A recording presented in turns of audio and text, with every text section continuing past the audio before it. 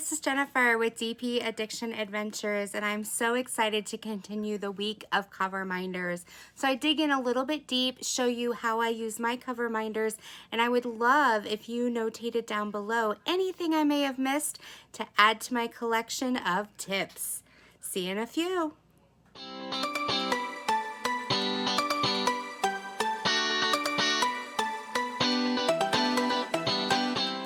Isn't this flower turning out gorgeous? This is a Wizardy, or known as Wizardy Arts. It's square. They're blue drop. Feel free to check them out.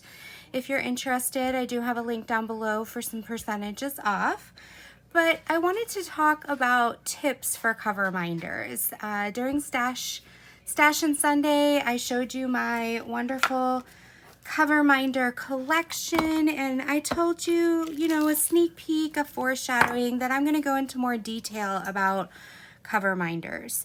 This is one of the biggest questions that I receive when I'm in my live or when I'm talking about a cover minder. I get asked, what is it? Well, it's similar to what it says, a cover minder. It basically minds the cover of your diamond painting. Many diamond paintings will come with the double-sided adhesive, or they'll come with the clear plastic over top of the poured glue. If you're using a drafting table or an easel, this flap gets in the way. So what has happened is our community, amazing men and women, have discovered that they were going to, not only did we convert cross stitch into diamond painting, we also converted the needle minder from cross stitch into diamond painting and created the cover minder. This one is one of my favorite styles. These elephants, I use them a lot. Number one, because I have 5 of them. So if I'm doing a strip, I can lay them out and it holds all the flaps back if I decide to go against the flow. Instead of going this way and I decide to go this way, then I have some of the same kind of cover minders. What a cover minder is, for those of you who are brand new, are 2 magnets. One is glued to the back of anything decorative that you want to use. The other one magnetically connects. You put the decorative side on top where you can see it and enjoy it. You put the magnetic, the other partner in the back, and now you have this. It's not going to go anywhere. Also, even if you lay it flat in your arms here, this is not going to go anywhere.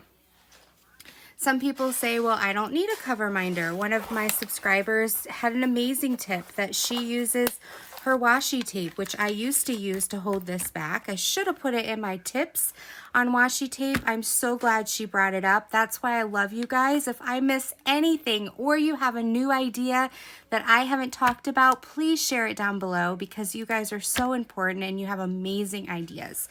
I am not the be all or say all of this. We are a community.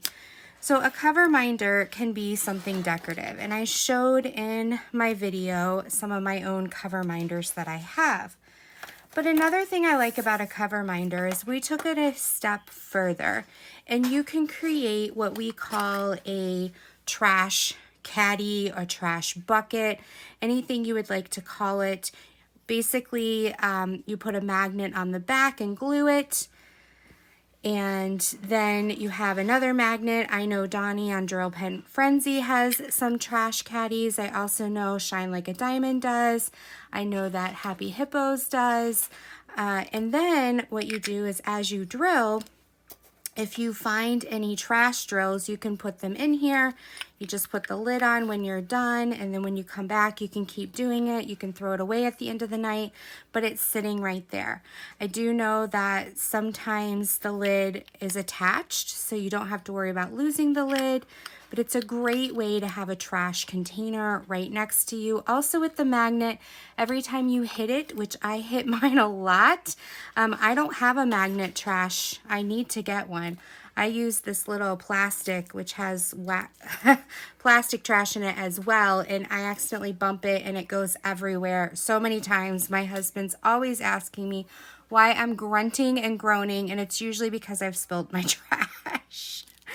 Another thing people have done is they've used them as wax caddies or wax holders. And so they can leave it right here. This one doesn't have a magnet, but you can put a magnet on it. This could be a wax holder, and they stick it right here, and then it's there for you.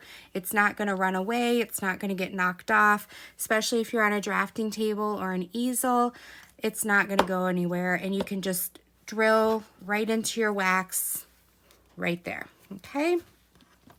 So that's something else that you can do with them. They're also decor. Like my daughter, a wonderful subscriber, knew my daughter was into soccer, knew I was into soccer, so sent me a bunch of soccer cover minders. You know, during Christmas, I have these little ones, these little gingerbread men. His little tie got knocked off. For Christmas, elephants are my favorite. When I was doing my earth painting, I used the gnomes because it was the garden. You just kind of use it as a fun accessory as well. Okay. Also, beware if magnets are weak. There are a couple that I have that have a black magnet on the back. Some of those magnets are weak. It just means that it may be able to hold the paper back, but it's not going to be able to maybe be the type of magnet you use for a trash caddy. You're just gonna have to be aware if you make your own magnets, and also if you're buying magnets off of, or cover minders off of Etsy, you pay attention to the type of magnet that you, on the back. You want the, I'll put down below in the screen what kind of magnet you're going to want to look for, because it just left my head right now and you guys are probably screaming it at me as to what kind of magnet is supposed to be there. But it's, I know it as the silver ones, but the people who make these know what they're called. It's like earth magnet or something like that. It doesn't mean the ones with the black magnets are bad or defunct. It just means they're not as strong. Okay, let's see what else we have here. All right, so another thing too is, how do you keep your magnets? One way to keep them is just, you know, off to the side in a container. I noticed when I had them in a container at first, they tend to like all group together. It's really hard for me to find them. I also realized that sometimes if they get turned the wrong way, they like go away from each other and it's just a mess, and they were bouncing out of the containers. It was crazy. So I found this. Well, actually my husband found it. It's a plastic photo holder that was at Michael's, and I think it was like $2 or something like that for your photos in the scrapbooking section. And then he found these 4x6 magnet sheets. You actually can just peel off the back and it sticks right to the plastic, and it made a really good cover minder holder for me. I do know that Donnie also sells cover minder holders as well as Shine Like a Diamond. They also, you can use an Altoid tin. Some people decorate the inside of them. This one is from Patty Wax. You can get containers and buy them like this, I know, on AliExpress. I'm not sure if Michael's or Joanne sells them online, but you can buy them without the Altoids. But this one I had gotten off of Patty Wax, but I just wanted to show you the type of container.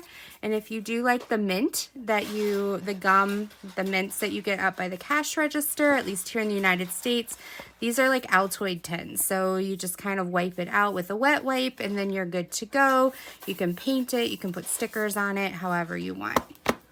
I found these metal pencil holders at the Dollar Tree. And here are some that I didn't show you on Sunday because I forgot they were in here. My amazing friend Elizabeth Ensley sent me this cover minder. I love my rubber ducky cover minder. Here's another steampunk cover minder and a mermaid.